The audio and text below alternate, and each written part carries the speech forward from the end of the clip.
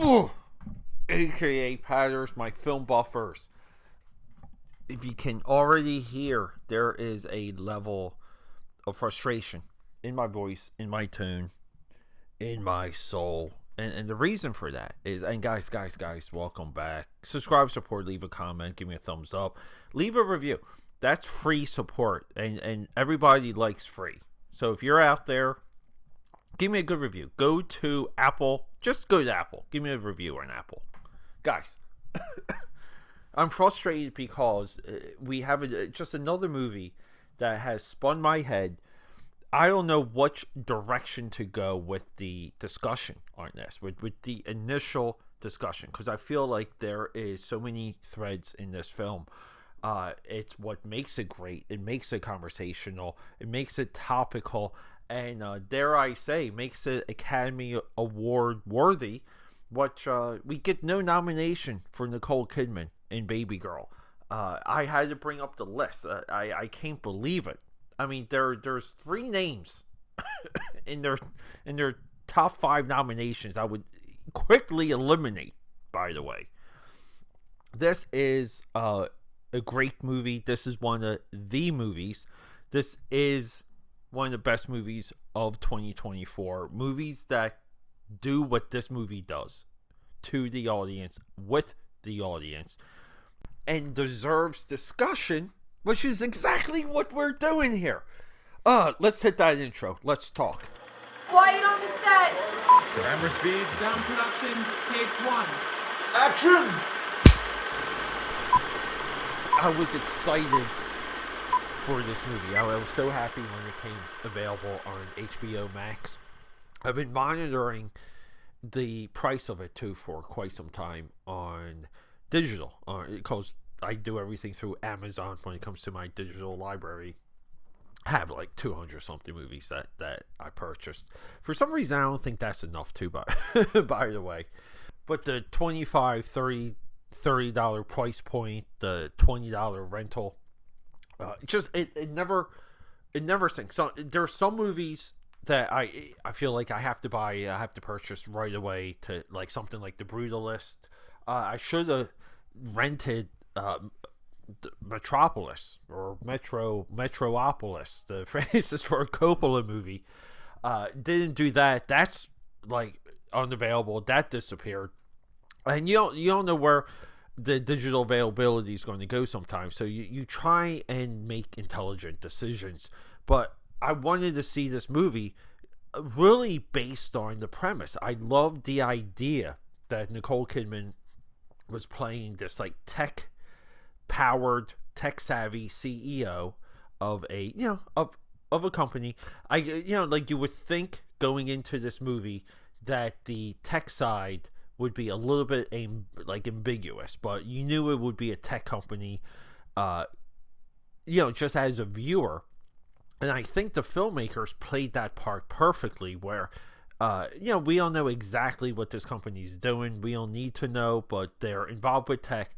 They're popular. They're big. They're involved with industry. And she's, somewhat the mastermind behind all of it. But this movie was on my radar. She's a CEO that gets seduced by an intern. I'm a person that works in the corporate world. I'm a person that works with interns. So clearly, we have a curiosity to how does this seduction work? The seduction, see, when we have a alien invasion movie, there's things that we assume happen off screen. We assume that the aliens have been monitoring Earth for a while. They have a somewhat of a planned attack. They have a agenda.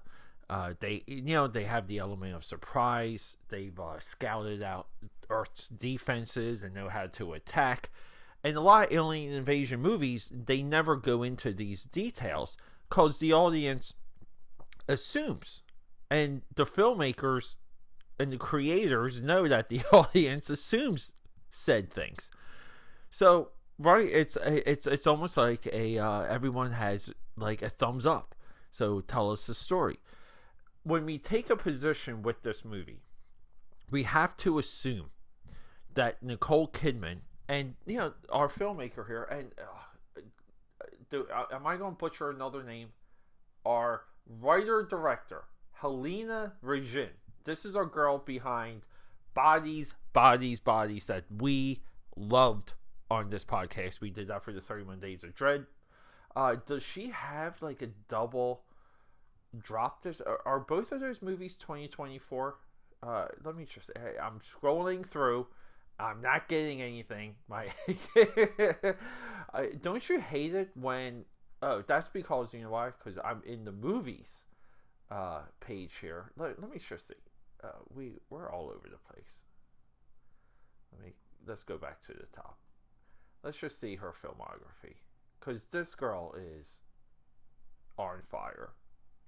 Let's see. TV's theater. I mean, like she like endless work. No, Bodies was 2022. So forgive me. Hell of a back-to-back, by the way. 2 years later to come out with this movie. Bodies, equally as complex as this movie. A lot of these women are hitting, just as a filmmaker position, they are hitting the culture. I feel like they're speaking socially on some of these issues. I think they're embedding things into some of these stories very well, very artful.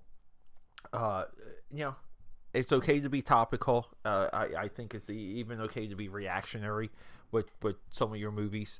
Why not? We're all here for a good story and to learn things. And I always say, like, the best movies are things that you learn about, and we do learn about things in this movie. Like I said, this movie splinters, and I can even go into that direction. So these things that we assume in this movie is that Nicole Kidman's character she has something missing in life, and Halina, as a filmmaker, sets up the movie this way. And again, too, you would expect the movie to open in the fashion it opens with, because this is a erotic thriller. This is a somewhat also of a paranoid thriller. This is in vein of we have Killing Me Softly, the Heather Graham version of this movie, kinda. Hollywood has a love affair with movies of this type, and they move through the generations. Like I said, previously I recorded Killing Me Softly. I don't know when that's scheduled to drop, but even movie like Basic Instinct, Disclosure, the list goes on. Every generation has multiple movies where there's a female protagonist that is an actual, like, drop dead sex bomb that's a near perfect woman, and they get possessed by letting themselves loose. Basic Instinct is a lot like this. What's it? I know I said Disclosure. I'm thinking of, what am I thinking? Fatal Attraction. That's the movie I couldn't. So there's like varying degrees too of like how we even look at erotic thrillers. Like Disclosure, Fatal Attraction. I just pulled up a quick list here.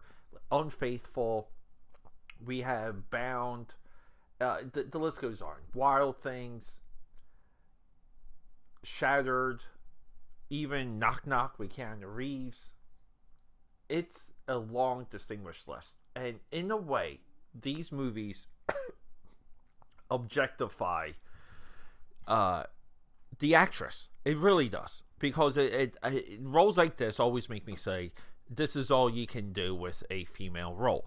I never like seeing it. But Nicole's character in this movie is deeply tortured. She's a little bit of, like, she lives in a world of hypocrisy, but then again, she's like a corporate figure. Like, she runs this corporation. So, like, there's, again, like, it's the alien invasion analogy. There's all these things we assume just as a character, even as a situation, lifestyle, her relationship with her husband and her children. And she has, like, very progressive children in this movie. Her children feel like kids. that I know in this world. Both are her. I think she's got two daughters, both of them. Like I know those girls. Like I met those girls. But if we drill into the erotic thriller category, we don't get many. Where like Bound might be the only one where the woman is really like the nucleus. She's the tornado, and there's always like a winner and a loser in some of these movies. For example, Killing Me Softly, right? Like Heather Graham, kind of the winner, like kind of not, but we have someone that we root for to get through the weeds. And Nicole Kidman, like, is that character. Like, she wins at multiple levels by the end of this movie. And in a way, we're happy and we're satisfied, but it brings up these, like, moral dilemmas. It brings up this push and the pull.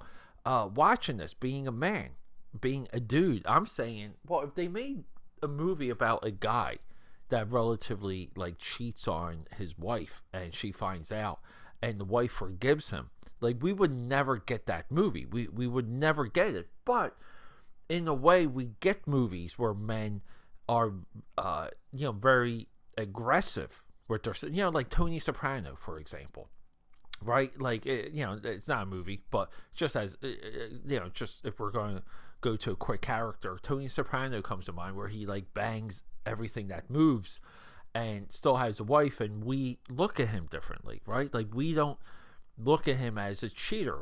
We like him.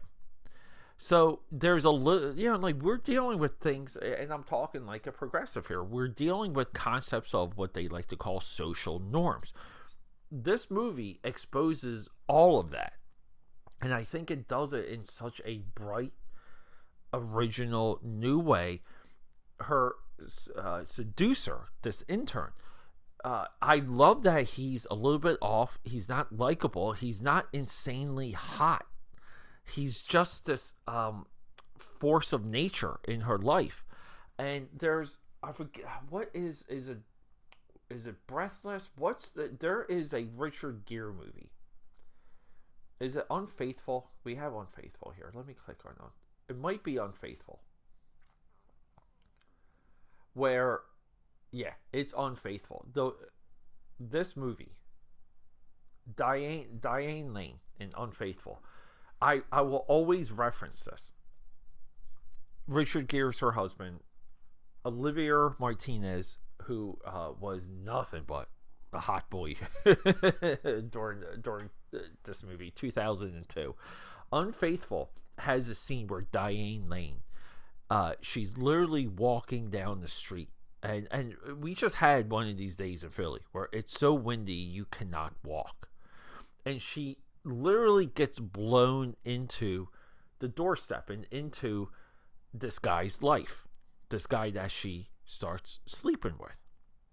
And it takes a force of nature for these things to happen. Sometimes it's there's other forces at work, and in a way, very much like in Unfaithful 2002, that's what we get here in Babygirl. We get this, like, force of nature unraveling, where there's like a push and pull, but once, like, that thread starts to, like, like Nicole Kidman just completely falls into the part, and we see in her life that she's effectively role playing, and she's maybe doing something that she's always wanted to do before it's too late, before you're kind of aged out of being able to do it. Some people say, I want to climb Mount Everest. They get too old, they can't do it, or so on and so forth. It doesn't excuse her character's actions. It doesn't excuse his actions. But again, as a force of nature, these are the moments and these are the circumstances. This movie challenges, like, all of this stuff, and it puts it right there for you. I don't know what we're doing. Like, how are we looking at movies now? Because I'm watching this movie, and I'm just saying, like, this movie is, number one, the other side of the argument when it comes to films. Another Nicole Kidman movie, Eyes Wide Shut, where Eyes Wide Shut is Tom Cruise going on this Homer-like odyssey of sex, but not touching. He doesn't participate, but he gets close. Which is why she says, like, we have to F at the end. But her character in this does the opposite of what Tom Cruise does. And we have different circumstances. We have different attitudes towards the crazy thing is, we're left with nothing but questions at the end of Eyes Wide Shut. The resolution doesn't quite feel like it was hit home. But we love the journey. Makes it a great movie. But in Babygirl, we're kind of happy for Nicole Kidman. Like, you went on this journey. You were forgiven. Everyone has moved on from this, and so have you. So we can get on with our lives. We can continue. And it really comes a part of this, and there's a hook at the end very similar to the Barbie movie, which is orgasm. Like, Nicole Kidman was a pretender in front of her husband her entire existence with him. She never had an orgasm with her husband. And, of course, she never told him. He never knew. She, again, you get trapped sometimes in your own mind with your own decision making. It's such a deep, powerful scenario. But this intern unlocks this ability in her. And in a large way, I feel like the modern woman needs to do exactly that, because the girls like Nicole Kidman too. Like, I know these women. I've been with these women. I've spent nights with these women, and it is sometimes like part therapy session. As much fun as you had going out, it's part therapy session. But I feel like there's a strength in that, and this movie, like I said, this movie hits it on multiple levels that makes me want to rewatch it. It makes me question again any logic from the Academy. Nicole Kidman should have been up for Best Actress. It should have been between her and Mickey Madison for Anora, and dare I say, I would kind of put Kidman's performance over this, because I feel like there's so much more character and nuance, and there's a complexity, and some of it is like what the material these individuals are given to portray. It's deep. This is a deep movie. It's a deep performance. I think it drills right down to what filmmaking and film going is all about, and like anything upcoming from Halina Reijn, our writer-director, is of note at this point. We have to watch her. We have to track everything she's doing. And if she does something, we have to get excited for it, because she's one of the premier filmmakers. And this is not an easy movie. Not at all.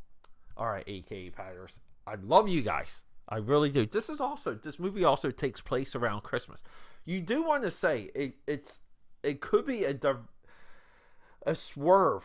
It's like this buddy piece to Eyes Wide Shut, and you can watch both of these movies back to back. Because I'm looking at the poster now. This movie, get exactly what you want. That's the tagline for the movie poster. I love it. All right, guys, rock and roll. Okay, that's a wrap.